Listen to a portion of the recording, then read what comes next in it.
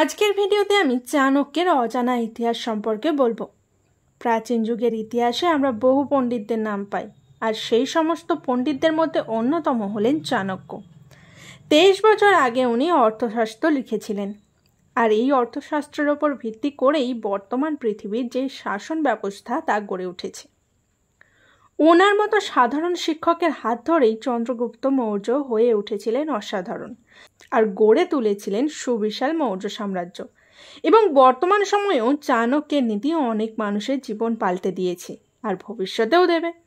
যদি আপনাকে জিজ্ঞাসা করা হয় সেরা দার্শনিক, সেরা রাজনীতিবিদ, সেরা অর্থনীতিবিদের নাম বলুন তো করে দেখি, সে সময় প্রথমেই হয়তো চাণক্যের নামটা আগে মনে পড়বে। চাণক্য ছিলেন পৃথিবীর ইতিহাসের সবচেয়ে সেরা মন্ত্রী। চাণক্য ভীষণই একজন বাস্তববাদী ছিলেন। চাণক্য সবসময় একটা কথা বলতেন, কোনো মানুষেরই পুরোপুরিভাবে সৎ হওয়া উচিত নয়। সবার আগে যে গাছটা সোজা হয়ে উঠে যায় তাকেই কিন্তু আগে কেটে ফেলা হয়। তাই যে ব্যক্তি যত সৎ হয় তাকে তত বেশি বিপদে পড়তে হয়। চাণক্যের নাম নিয়ে রয়েছে বিভিন্ন বিতর্ক। ওনার নাম ছিল চাণক্য, কৌটিল্য ও বিষ্ণুগুপ্ত। অনেক ঐতিহাসিক বলেন এগুলো নাকি চাণক্যের ভিন্ন ভিন্ন নাম। চাণক্যের জন্ম হয়েছিল আনুমানিক 350 খ্রিস্টপূর্বে প্রাচীন ভারতের গোল্লা নামক অঞ্চলে, চাণাকা নামক গ্রামে। চাণক্যের নামের পিছনেও রয়েছে ছোট্ট একটি গল্প। ওনার বাবার নাম ছিল চাণক্য, আর সেখান থেকেই এই চাণক্য কথাটি বা চাণক্য নামটি এসেছে। চাণক্যের বাবা ছিলেন একজন শিক্ষক, আর তাই ছোটবেলা থেকেই চাণক্যের বাবা নিজের ছেলের শিক্ষা দীক্ষার বিষয়টা ভালো করে নজর দিয়েছিলেন। সেই সময় বেদকে মনে করা হতো শিক্ষার ক্ষেত্রে কঠিনতম বিদ্যা। বালক বয়সে চাণক্য এই বেদকে অর্থসহ মুখস্থ করে সবাইকে তাক লাগিয়ে দেন। প্রাচীন ভারতের উত্তর পশ্চিমে অবস্থিত তক্ষশিলা সেই সময়কার পৃথিবীর শ্রেষ্ঠ জ্ঞান চর্চার স্থান। সেইখান থেকেই চাণক্য পড়ালেখা শুরু করেছিলেন। রাজনীতি, অর্থনীতি, কূটনীতি, বিদেশ নীতি, অস্ত্রবিদ্যা, এই সব কিছুতেই উনি খুব অল্প সময়ের মধ্যেই পারদর্শী হয়ে উঠেছিলেন। ছোটবেলায় নাকি এক জ্যোতিষী চাণক্যকে দেখে বলেছিলেন এই ছেলে বড় হয়ে রাজা হবে অথবা রাজা তৈরি করবে। পড়াশোনা শেষ করার পর চাণক্য তক্ষশিলাতেই শিক্ষকতা শুরু করেন। আলেকজান্ডার যখন ভারত আক্রমণ করেন তখন ভারতে গ্রিক সাম্রাজ্য প্রতিষ্ঠা করেছিলেন। সে সময় চাণক্য বুঝতে পেরেছিল যে ওই গ্রিকদেরকে না আটকালে তারা ধীরে ধীরে পুরো ভারতকেই দখল করে নেবে আর ভারতের সংস্কৃতি নষ্ট করে দেবে। সে সময় চাণক্য ছিলেন ধননন্দের রাজমন্ত্রী। উনি যান ধননন্দের কাছে গ্রিকদের বিরুদ্ধে যুদ্ধ করার জন্য এবং গ্রিকদেরকে প্রতিহত করার জন্য।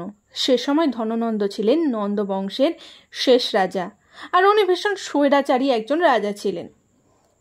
প্রজাদের ওপর ধননন্দের অতিরিক্ত করের বোঝা চাপিয়ে দিয়েছিল, আর সেই টাকা দিয়েই ধননন্দ ফুর্তি করে বেড়াতেন।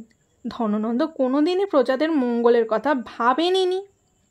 চাণক্য যখন ধননন্দের সভায় গিয়ে গ্রিকদের বিরুদ্ধে যুদ্ধ করার কথা বলেন তখন ধননন্দ নানাভাবে চাণক্যকে অপমান করতে থাকে এবং এক পর্যায়ে গিয়ে চাণক্যকে ধাক্কা মেরে ফেলে দেন। এই ভরা রাজসভার মধ্যে সেই সময় চাণক্যের চুল খুলে যায়। এতে চাণক্য ভীষণ রেগে যায়, আর ওই সভায় দাঁড়িয়ে প্রতিজ্ঞা করেন যে যতদিন না তিনি ধননন্দকে রাজ সিংহাসন থেকে উৎখাত করছেন ততদিন চাণক্য নিজের চুল বাঁধবেন না।